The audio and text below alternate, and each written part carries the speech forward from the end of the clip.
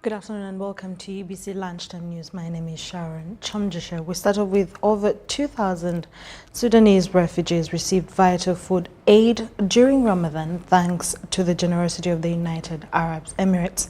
The UAE Embassy, in collaboration with the Precious Heart Charity Organization, distributed essential food items at the Boga Mosque in Kawempe, Kampala.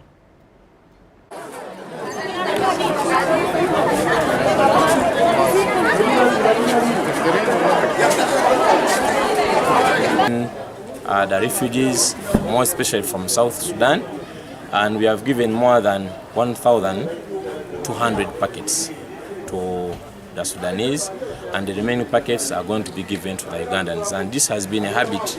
We have been doing it every year, more so in the month of Ramadan. We don't only give Ramadan. It's just to assist the poor-stricken people.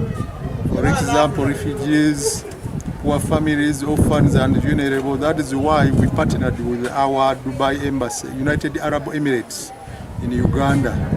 They gave us these parcels on their behalf to be distributed to the poor people and the refugees. That is what we are doing now currently.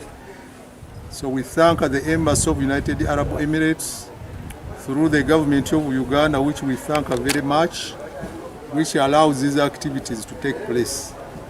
We pray Allah to give them more resources to assist the poor and our communities. We have extended this assistance to many parts of Uganda, in Busoga, in Midwestern, in Western, and in Central. Appreciate it because as a son of the Sudanese refugee, we are here in Kampala and our people, they are suffering in terms of the food, and these Ramadanese assistance people, they are being very suffering, but with God will,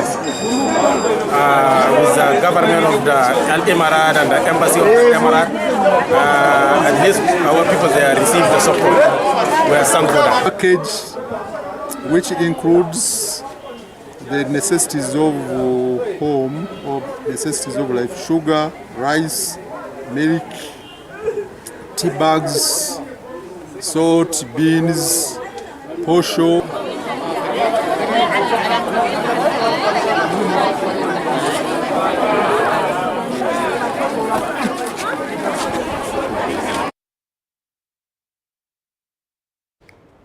Now, the Chabazinga of Busoga, William Gabula Najope IV, hosted the Muslim in Busoga region to an iftar dinner held at the Igenge Palace in Jinja. The king urged Muslims to continue practicing the morals they displayed during the fasting period. He also encouraged the people of Busoga to use the rain to grow enough food for both consumption and sale. At the event, the Deputy Mufti of Uganda, Sheikh Muhammad Ali Waiswa, and several other sheikhs offered prayers for the King and Queen's peace and protection. On her part, the Minister for Presidency, Millie Babalanda, used the event to highlight government's success in fighting the ADF in Busoga. She urged Muslims to continue maintaining the peace and good behavior they demonstrated during the Ramadan.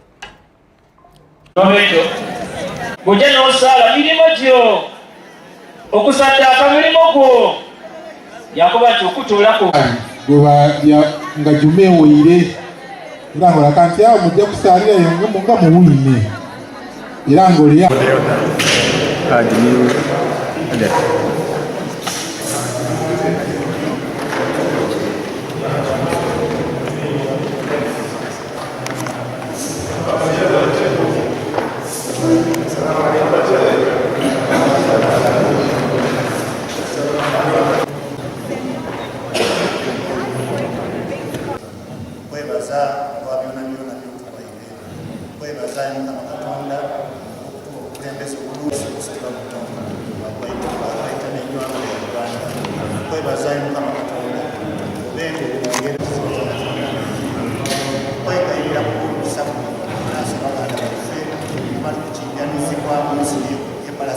Anche la magica non è quella per il genere, okwaniriza mwene mu kusaba tukabaziga wa Busoga n'inaaba iribantu baka kyabaziga tusiima okubaawo kw'abawalawo Right Honorable Justin Kasule Mumba wa Presidency omudyoke asiri Honorable Mire Babirye Babalanda.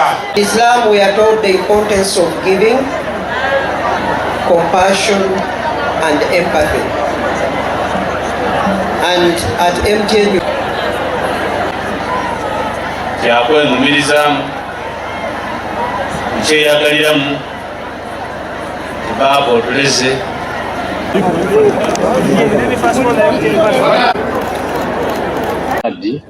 olwaleero olwendo olugwire munku ekyo kiri tulaga nti tweteeketeeke tusimbe emmere tusobole okulwanisa ekyeya ate tubeeku n'emmere gye tusigaza ey'okusomesa abaana n'okwetusaako ebyetaago ebindi ng'otoyireku ey'okulya waka.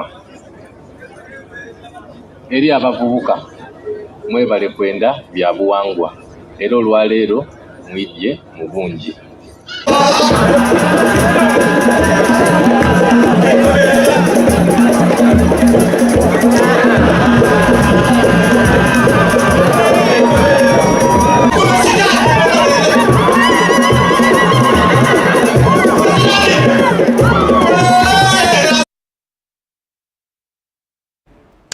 The Prime Minister of Uganda, Right Honorable Robina Nabanja, has unveiled facilities that were constructed using funds saved from wasteful expenditure at the office of the Prime Minister. According to Nabanja, the facilities were constructed using 5 billion Ugandan shillings that were meant to purchase household utensils such as plastic cups, plates, tumblings, among other items. The facilities constructed by the UPDF Engineers Brigade include Lwampanga Health Center 3 and Mune Primary School in Nakasongola District, Butiaba Health Center 3 in Bulisa District, Ntoroko Health Center and another health center in Amalata District. Addressing leaders and residents in the two districts of Nakasongola and Bulisa, Nabanja says that there is a need to plan for actual need of the community instead of sitting in the offices and making decisions that might not help the common person. The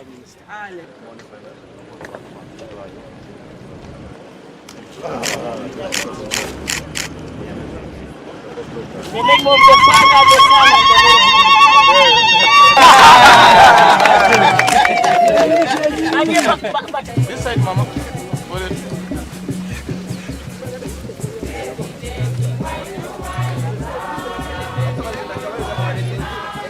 Sente ezo tuzombeke mu irwaro tuligarulo. This is the hospital. Akombeka lino twayombeka tulitongoiza eria Lwampanga eri Nakasongola tuotongoiza eisomero mujali wa TV tulitongoiza Nakasongola balyeta Mone twasina abandi abakunyeta okusobora kujja kulya kurungi obutalire nyama buli lunaku okalwara ebirwaire bino bikwita abantu pressure sukali n'ebindi tuli hamwe abarungi. The government of Uganda is emphasizing preventive health care. Tukubasaba ebyo nibyo mukole baitu tuli hayi kugimaliriza bwerabeho ire ebintu byone by'emisara bijakora kikuterekera ara kintu kizibe kyayiziremu omu bakozi baitu abamu batahamu batayine bihandiko birungi bataha mulingu gwabo so tukwenda kora validation bwangu agendo maiso Kampala baitu nkubahamiza omusabiti nkaibire jakubeho yi.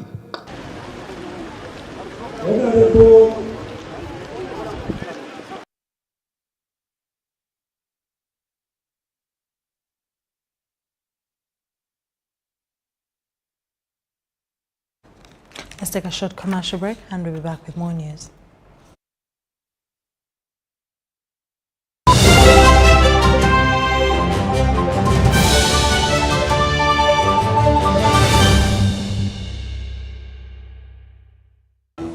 Fred! Osmosis. Freddy!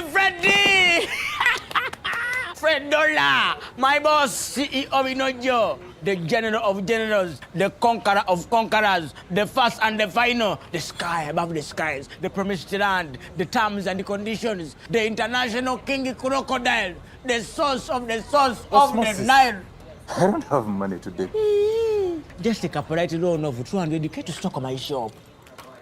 The signs and symptoms of success. The bank commander, not the bank teller. Why hassle for a loan when you've got MTN Momo? We're sorting it. Use the Momo app or dial *165*5# for all quick loans. Choose from the different loan options from our partners and get one that works for you. Together, we're unstoppable.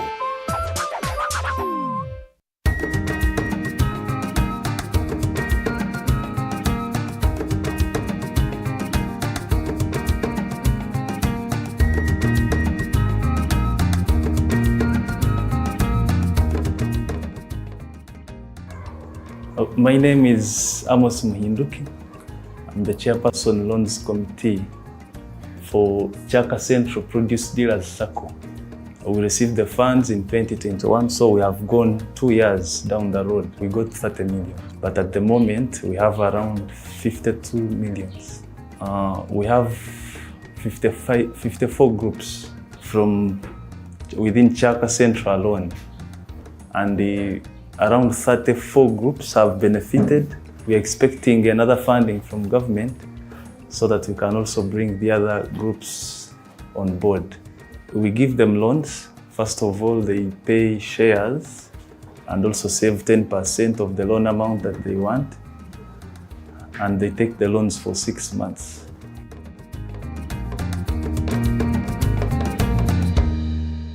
Nyati Motion Pictures brings you Tuko Pamoja, Peoples of Eastern Uganda segment. How have they negotiated the colonial border that divided the Luya nation into two countries? The Vasamia, Babukusu, the Bagwe, the Bamasaba, all belonging to the Valuya of Kenya. The last man to be identified as a Mugisha was Masaba. He just emerged from the ground like a mushroom. The confluence and hybridity of the peoples of the Great Lakes region come alive in eastern Uganda. Of course, the true Baganda, they know that they originated in Mount Elgon region. The Baramogisha language with Bagwere. Screenings at Ham Cinemax in Wandegea on the 24th to 29th at 11:30, 2 p.m., 4:30 and 7 p.m. To get a ticket, call 0778 787 660. Tuko Pamoja?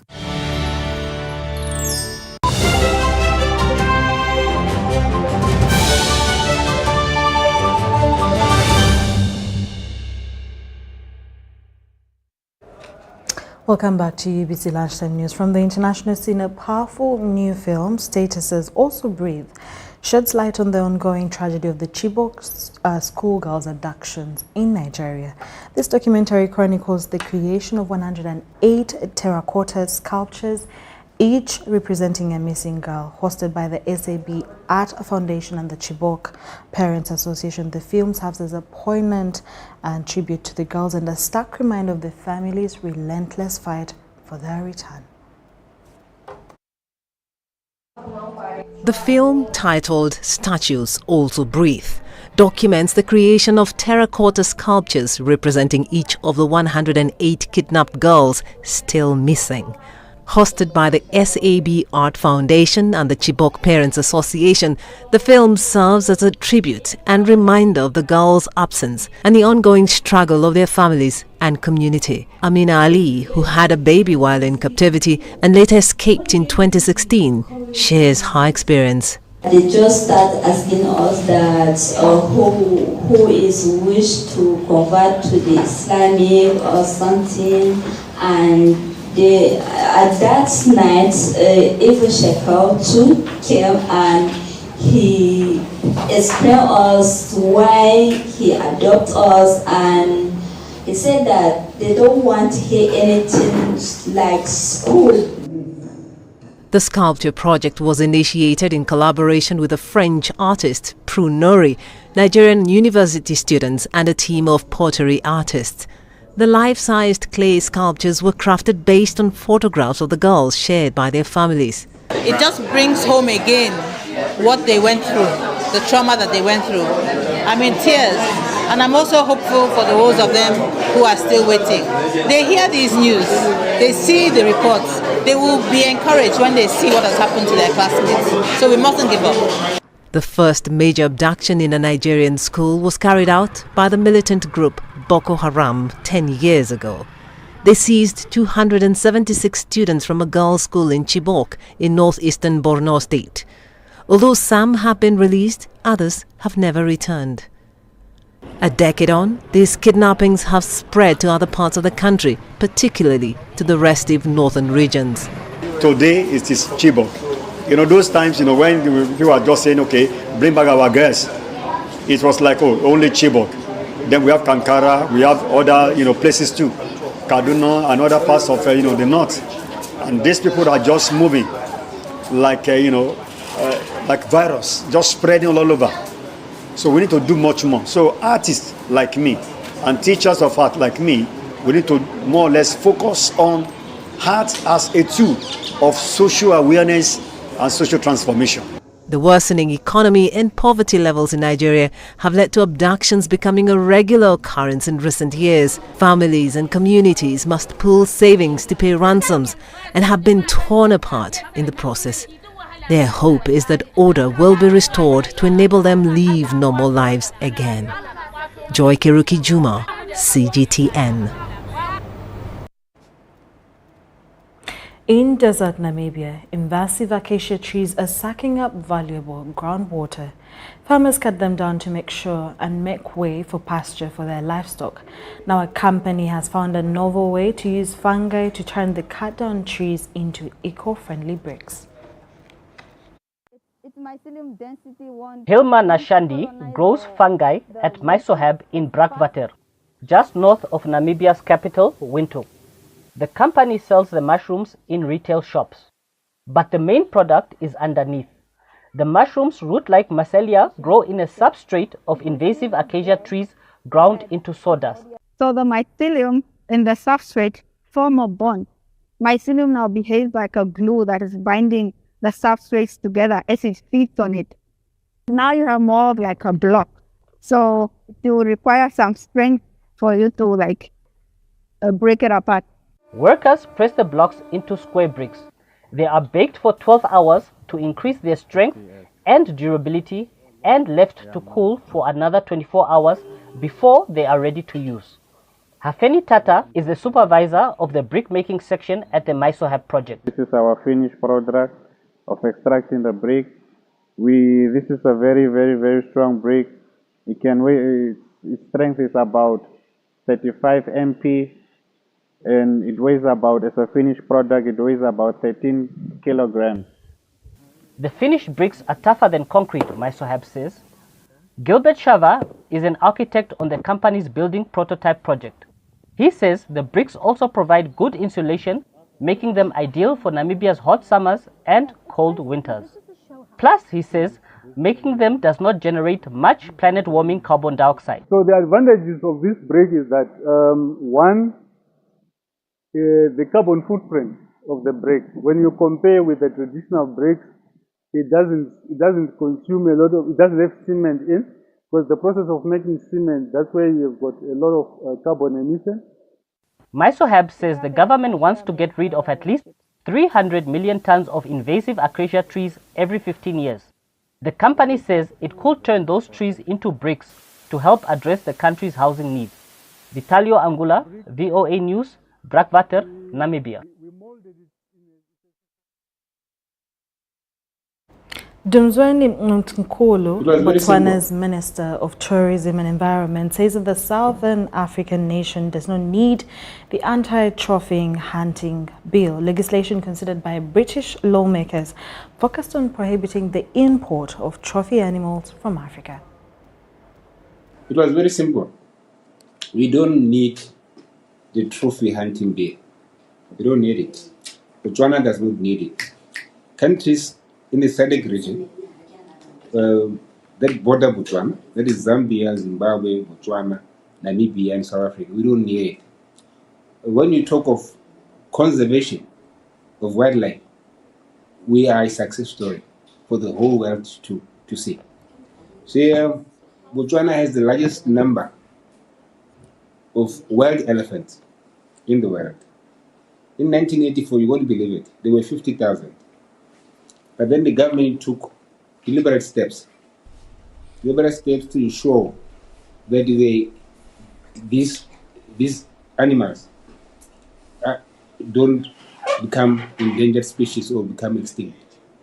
At the time, we were advised that we should keep the number at 50,000 elephants by these international organizations, the scientists and stuff. But because of our efforts, the numbers have more than tripled. We have 133,000 elephants. We also have, I think, the third largest number of lions in the world. We also have the second or third again number of buffaloes in the world. So if you look across all species that the bill want to make a subject of the ban, we have done very well in respect to. Minister Ntumkulu, I understand that Botswana depends, one of its major GDP contributors is tourism. Will this anti-trophy bill at the British Parliament undercut such source of income or revenue for your government? Is that the reason why your government is against it? No, not necessarily. What we are concerned about is our communities living in those areas. Every year, the government issues a quota of 400 elephants. And these elephants are given to community trust. It is them who derive income from this hunting ban because they live amongst these animals. And not necessarily the government. The government does not. Of course, when somebody comes into Botswana, he will buy from a shop, he will rent, he will book an hotel, he will use local transport, and then he pay taxes and stuff. But our main concern, it is the communities that live with these animals. And I said, see, our numbers of elephants are going up every year. I'm told by the scientists that the birth rate of elephants per year is about 5% of their total population. So that means if there are 133,000, it means that we are having close to 7,000 newborn elephants every year.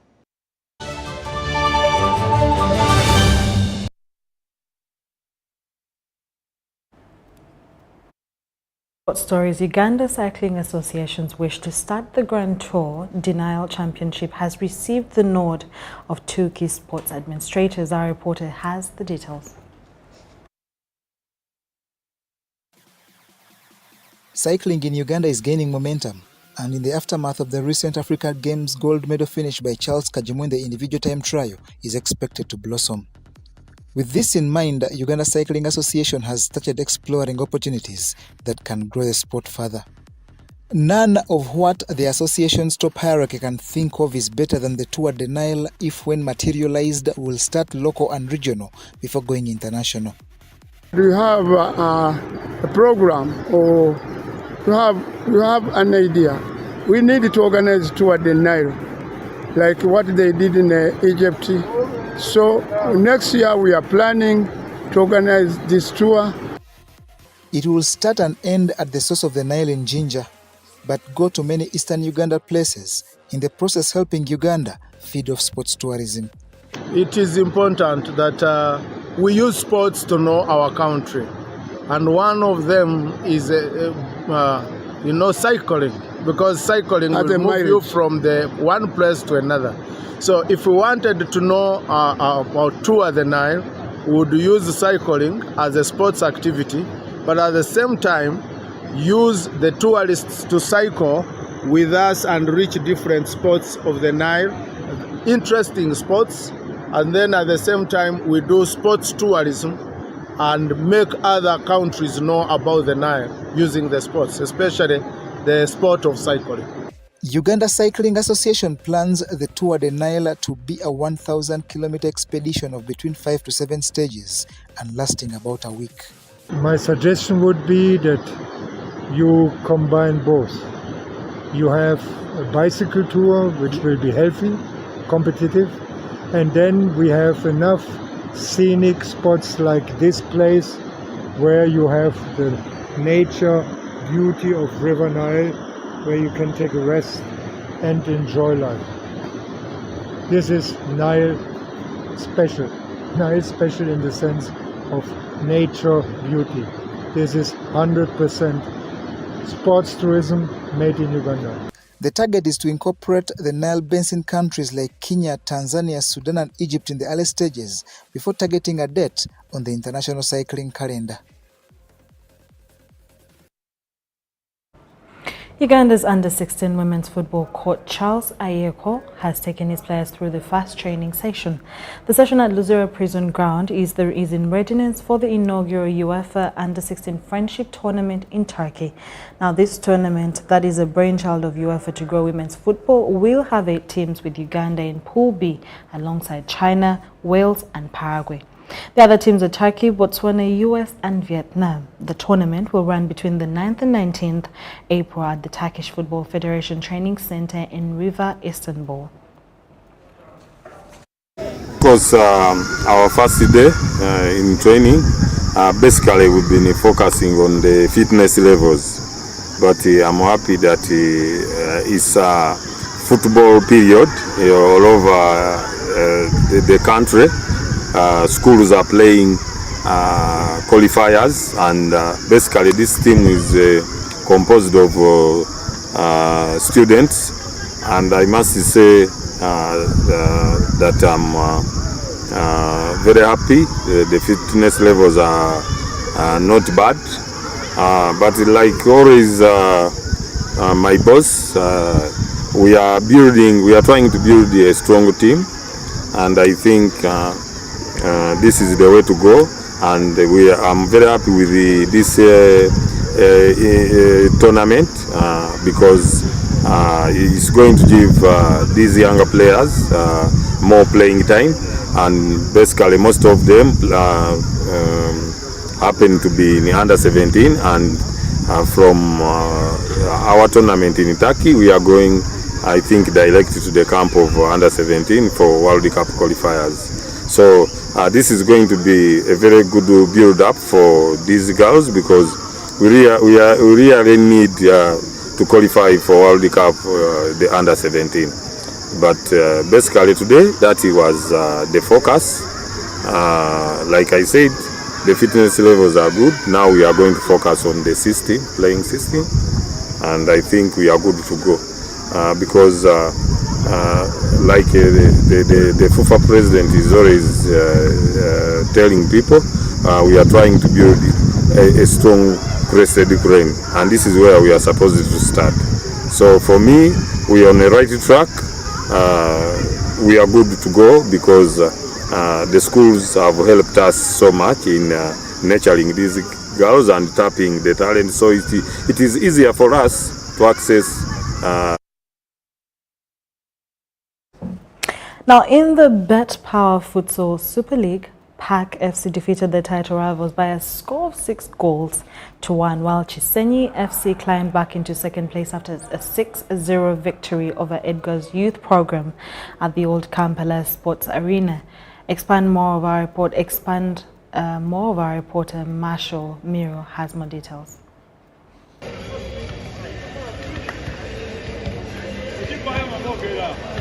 Kalyango Samuel, Zimula Jalil, Africa Anthony, and Michael Abura all shone as PAC FC continued their undefeated dominance in the 2023-24 Futsal Super League. The Rangers humiliated Luzira Football Club by 6 goals to 1 at the Old Kampala Sports Arena.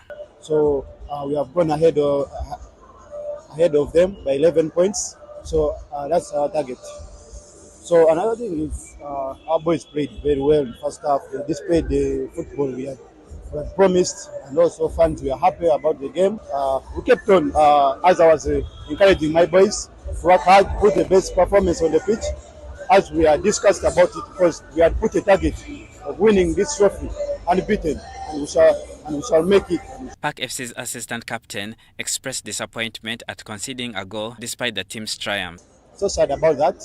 My aim was to keep a clean sheet on this game because I have 5 clean sheets. So I promise next game I'll make a clean sheet. Speaking of clean sheets, Chisenyi FC, who faced Park FC next Friday, regained second place with 38 points after a convincing 6-0 victory over Ediga's youth program. Lubaga Gramen defeated Kaboa Dream Team 5-2, Nasana FC beat Kawempe 4-1, Adenel FC edged Mengo City by a goal to nil, and Kisugu FC beat Kampala Junior Team 7-3 thanks to a double hat-trick from Kenneth Majara. With Week 17 results, Park FC leads the way with 47 points. They need to win 3 of their remaining 5 games to be crowned champions. Chisenyi and Luzira follow closely with 38 and 36 points respectively. Mashamiro Victor, UBC News.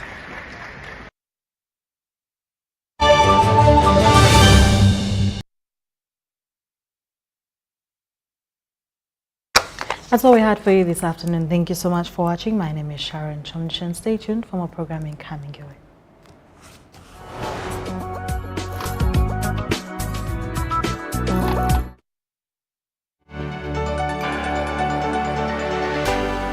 UBC, inspiring Uganda.